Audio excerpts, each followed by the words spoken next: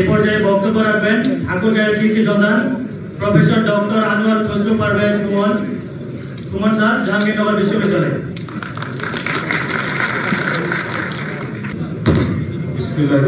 আমি একদমই সময় নেব না। আসলে আমরা আমাদের প্রিয় মানুষ, আমরা যারা ছোটকালে বড় হয়েছি ঠাকুরগাঁতে, 86 সালে সাম্প্রদায় ঠাকুরগাঁ কলেজে ছিলেন, সেই সময়টা আমার মনে পড়ে।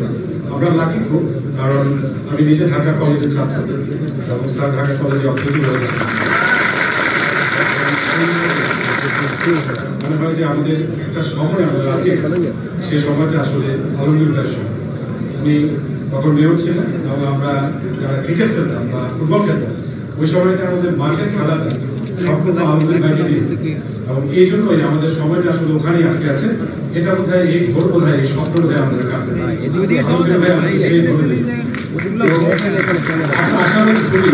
আমরা খুবই আশাবাদী যে ক্রান্তি লগ্নে দেশের জাতির ক্রান্তি লগ্নে কোনো কোনো মানুষ তাকে নিজেকে ছাড়িয়ে মহামানবের মতো হয়ে ওঠে।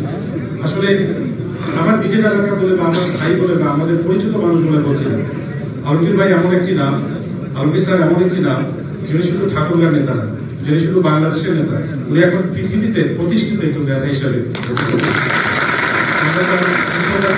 আমরা তার দীর্ঘায়ু কামনা করছি।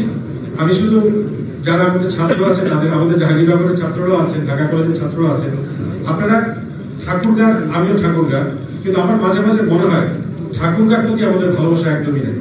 আমি প্রশ্ন করতে পারি আপনাদেরকে, আপনারা কি কিলক নদী চিনেন? আপনারা কি সুখ নদী চিনেন? আপনারা হয়তো টাঙ্গন চিনেন, কিন্তু পাথরা চিনেন না, ঢাবা চিনেন। 1800 সালে ঠাকুরগাঁ এই কয়টা নদী বিধৌত একটি ঠাকুরগাঁ হিসেবে জন্মগ্রহণ করে। শোনা যায় যে এটা একটা ব্রাহ্মণ পরিবার অথবা কোনো হিন্দু পরিবার থেকে নামটা হয়েছিল, এটা মতান্তর আছে। তো আমার মনে হয় আমাদের ঠাকুরগাঁর রুট, পানি, এটা দেখা দরকার। এবং একটা বৈষম্য কথা না বললেই নয়, শুধু 1 মিনিট যদি অনুমতি দেয়।